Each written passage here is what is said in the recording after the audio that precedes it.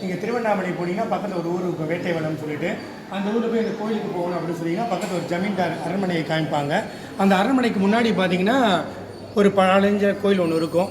நீங்கள் கோயில் நினச்சிட்டு மேலே போனீங்கன்னா அது மசூதி மாதிரி 786 அப்படின்னு சொல்லி தர்கா மாதிரி இருக்கும். அந்த மசூதி மேலே பார்த்தீங்கன்னா இந்துக்களோட அந்த கோபுர கலசம் இருக்குது.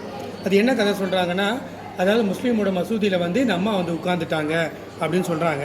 அப்புறம் இங்கே போனாவே பக்கத்தில் அரண்மனையிலேருந்து கூப்பிடுவாங்க, வாங்க வாங்க இங்கே தான் சுவாமி இருக்கார் பூஜை பண்ணலான்னு சொல்லிட்டு. அந்த அரண்மனைக்கு போனீங்கன்னா ஒரு லேடி தான் வந்து என்ன பண்ணுவாங்க, மரகத லிங்கம் வச்சு சங்கூதி பூஜை பண்ணுவாங்க. அந்த மரகத லிங்கத்துக்கு கூட ஒரு கதை இருக்குது. குறிப்பிட்ட வருஷத்துக்கு முன்னாடி அந்த மரகத லிங்கம் தொலைஞ்சு போயிடுச்சு. அப்புறம் போலீஸில் அவங்க கம்ப்ளைண்ட் கொடுத்து 2 வருஷமாக கிடைக்கல. 2 வருஷம் கழிச்சு பார்த்தீங்கன்னா அந்த மரகத லிங்கம் வந்து ஒரு குப்பை தொட்டியில், அந்த ஊரில் குப்பை தொட்டியில் கண்டுபிடிச்சி எடுத்திருக்காங்க.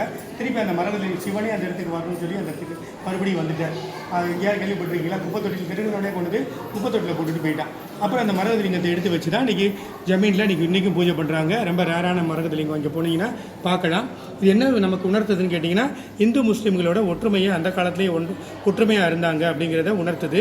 முஸ்லீம்களோட மசூதியாக இருக்கும், மேலே கோபுரம் பார்த்தா இந்துக்களோட கோபுரம் கலசம் இருக்கும். அது வந்து இந்து முஸ்லீமோட ஒற்றுமையை அந்த காலத்திலே உணர்த்துது. மிகவும் சக்தி வாய்ந்த அம்மன் வேட்டைவள மனோன்மணி அம்மன் திருவண்ணாமலை பக்கத்தில் இருக்காங்க. இங்கே நீங்கள் ரத்னமங்கலம் மரைக்காசம்மன் கோவிலுக்கு வந்தீங்கன்னா 108 அம்மனில் வேட்டைவள மனோன்மணி அம்மன் ஒரு அம்மனாக இருந்து இங்கே அருள் பாவிக்கிறாங்க. இன்றைக்கி ரம்ஜான் திருநாள். இந்த ரம்ஜான் திருநாளில் இந்த அம்மனை பற்றி நம்ம தெரிஞ்சுக்கிறது நமக்கு ரொம்ப ரொம்ப விசேஷம். இதனால் நமக்கு வேட்டைவள மனோன்மணி அம்மன் அருள் பரிபூர்ணமாக கிடைக்கும். அரைக்காசம்மனின் அருளும் பரிபூர்ணமாக கிடைக்கும். உங்கள் அனைவர் இல்லங்களிலும் லட்சுமி பெற சம்பத்து கொட்டட்டும் கொட்டட்டும். அரைக்காசம்மனின் அருளும் என்றென்றும் கிட்டட்டும்.